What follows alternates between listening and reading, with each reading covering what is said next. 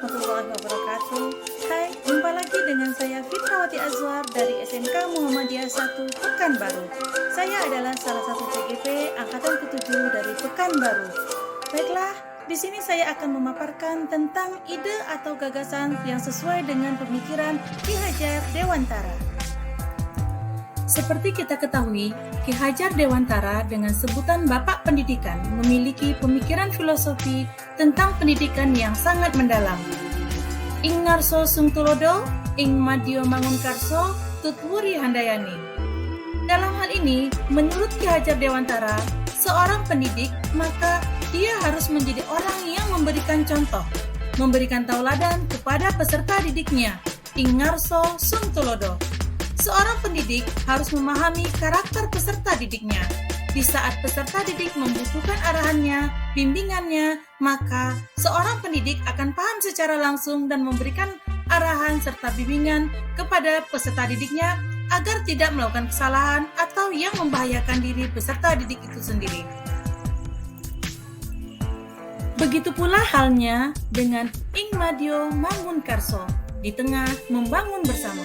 Hal ini dimaksudkan seorang pendidik harus dapat memantaskan atau memposisikan dirinya jika dia berada di tengah peserta didiknya. Tanpa harus menurunkan hormat dan martabatnya, seorang pendidik dapat berlaku sebagai seorang teman layaknya sahabat yang dekat dengan peserta didik, sehingga peserta didik tidak merasa canggung dan kaku dalam bertanya tentang hal yang mungkin belum dipahaminya. Seorang pendidik dapat mengajak peserta didik untuk membangun bersama, melaksanakan kegiatan bersama yang menyenangkan, dan peserta didik mendapatkan kenyamanan dalam proses pembelajaran. Selanjutnya, filosofi tutwuri handayani, di belakang memberikan sokongan atau dukungan. Seorang pendidik haruslah memberikan dukungan dan motivasi ke peserta didiknya untuk dapat mengembangkan dirinya, membuat peserta didik percaya diri untuk menyampaikan pendapatnya dan berkreasi serta berinovasi sesuai dengan pola pikir yang terarah. Peserta didik juga membutuhkan penghargaan bahwa dia dapat melakukan suatu kegiatan dengan baik. Artinya, pendidik harus memberikan penghargaan sekecil apapun usaha yang dilakukan peserta didik. Tidak boleh mematahkan semangat dari peserta didik. Dalam proses pendidikan, tidak hanya formalitas melalui proses pembelajaran di kelas. Proses pendidikan juga dapat dilakukan pada proses kegiatan ekstrakurikuler yang dapat membangun karakter dari peserta didik. Biarkan peserta didik berproses menentukan minatnya, mengetahui bakatnya. Kita sebagai pendidik hanya mengarahkan dan memfasilitasi bakat dan minat mereka. Dalam ekstrakurikuler bukan hanya sekedar melakukan kegiatan saja, namun, di dalamnya juga akan terbentuk kebiasaan-kebiasaan yang akan menjadi budaya dan karakter dari peserta didik. Pelaksanaan kegiatan yang awal mulanya dianggap sebagai aturan dan jadwal kegiatan yang harus diikuti atau dilaksanakannya akan menjadi suatu pembiasaan yang akan membentuk karakter dari peserta didik.